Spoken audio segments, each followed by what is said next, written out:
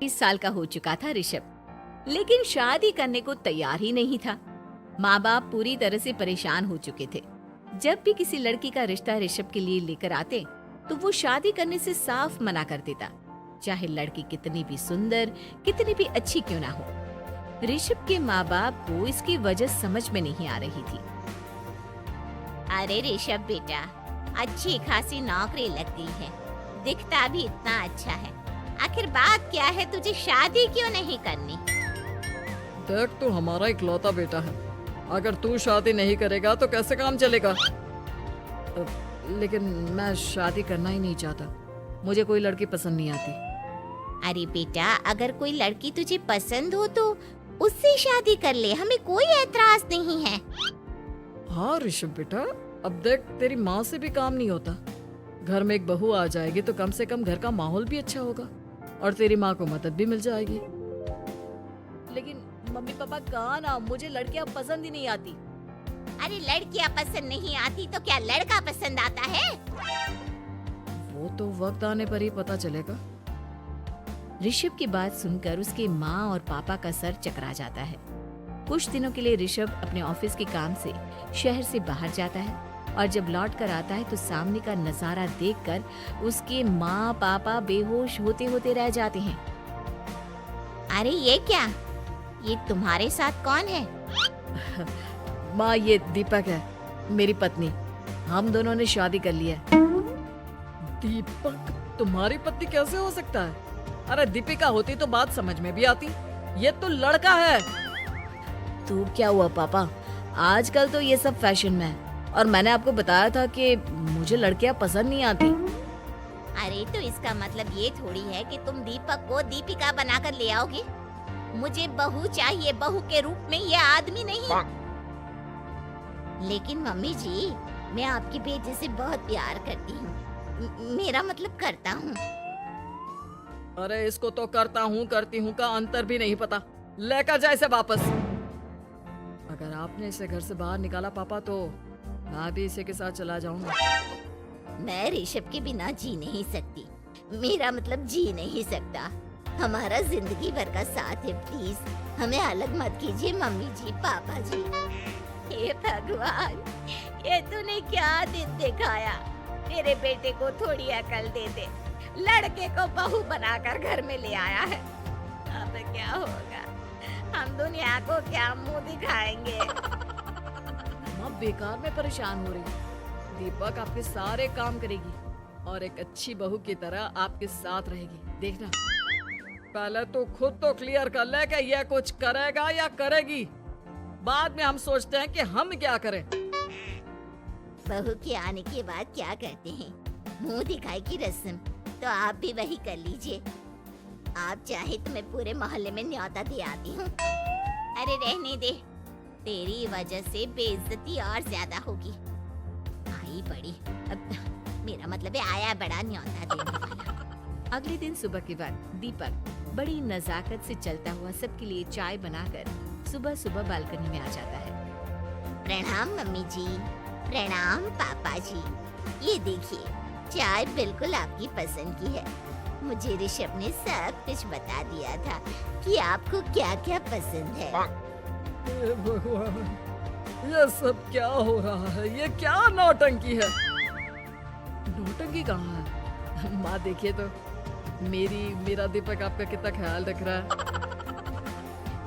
लाओ, अब जो भी है, जैसे भी है, चाय पियेंगे ही सही। थोड़ी देर के बाद, वैसे दीपक, चाय तो तुमने बहुत अच्छी बनाई है, चलो कुछ तो अच्छा हुआ। अगले दिन, अजी सुनते हैं, आज पैरों में बड़ा दर्द हो रहा है, लग रहा है घुटनों में फिर से कुछ न कुछ प्रॉब्लम हो रही है।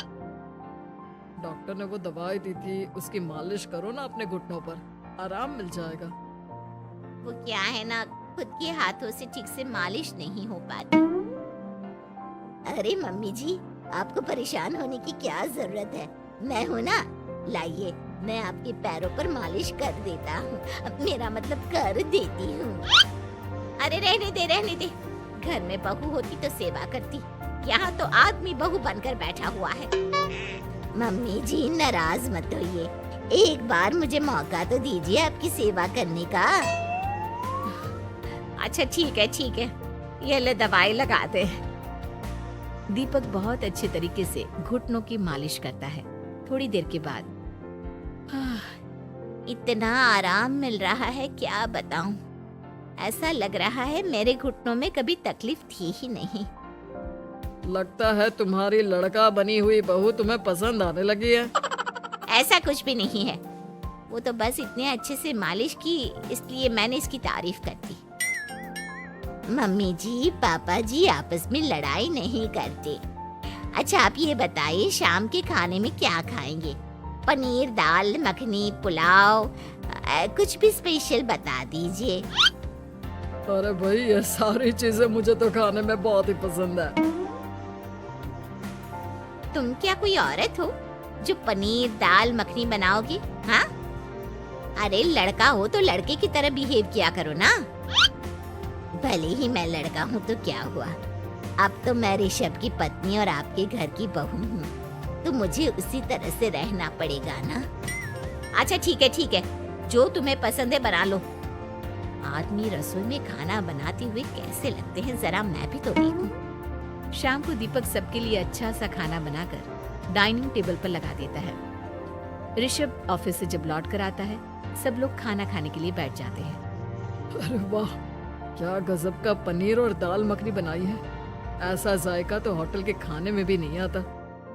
दीपक, कितना अच्छा खाना बनाती हो, मेरा मतलब बनाते हो। तुम्हारी इसी अदा की वजह से तो मुझे तुमसे प्यार हो गया। अरे बहुत हो गया, आदमी होकर आदमी से प्यार करते हो। अरे लेकिन कुछ भी कहो, जरा खाना खा कर तो देखो ऋषभ की माँ, मजा आ जाएगा। हाँ वैसे बात तो आपकी सही है, खाना तो वाकई में लाजवाब है। इतना स्वादिष्ट पनीर तो मैंने अपनी जिंदगी में नहीं खाया। कितना अच्छा होता अगर ये दीपिका होती। और फिर अगली सुबह कुछ ऐसा होता है जिसे देखकर ऋषभ के माँ और पापा ना केवल खुश होते हैं बल्कि हैरानी से उनकी आंखें फटी की फटी रह जाती हैं। उन्होंने जो नजारा अपनी आंखों के सामने देखा उसे देखकर उन्हें अपने आप पर भरोसा नहीं हुआ। सुबह का वक्त था, सब लोग बालकनी में बैठकर सुबह की चाय का इंतजार कर रहे थे। तभी रसोई में से एक बहुत ही खूबसूरत लड़की जिसके लंबे लंबे बाल थे और जिसने साड़ी पहनी हुई थी, हाथ में चाय की ट्रे लेकर वहाँ आती है। अरे ये कौन है? रातों रात हमारा लड़की बहू बन गया क्या? मुझे लगता है कोई सपना देख रहा है। इतनी सुंदर बहू तो हमने सपने में भी नहीं देखी। देखा माँ, जादू हो गया, जादू। अरे लेकिन ये है कौन? तुम्हारा वो आदमी वाला पत्नी कहाँ चला गया? आपने मुझे पहचाना नहीं? मैं दीपक नहीं, दीपिका हूँ। इतने दिन से लड़के के कपड़े पहनकर आपके घर में आपकी बहू बनी हुई थी। माँ ये दीपक नहीं, दरअसल ये दीपिका थी, लेकिन इसे लड़कों की तरह रहने का शौक था और इसे लड़की की तरह रहना मंजूर नहीं था, इसलिए मैं इसे लड़के के रूप में आपकी बहू बनाकर यहाँ ले आया। तो फिर अचानक ये उसका हृदय परिवर्तन और रूप परिवर्तन कैसे हो गया? वो क्या है ना, मुझे बाद में एहसास हुआ कि आप लोग इस बात को लेकर बहुत दुखी हैं कि आपके बेटे ने एक लड़की के साथ शादी की है, इसलिए मैं अपने असली रूप में वापस आ गई। हमने कोई पुण्य कर्म किए होंगे जो तुम्हारे जैसा, मेरा मतलब तुम्हारे जैसी बहू मिली, इतनी खूबसूरत और इतना ख्याल रखने वाली। भला हो भगवान का कि हमें लड़की बहू मिली है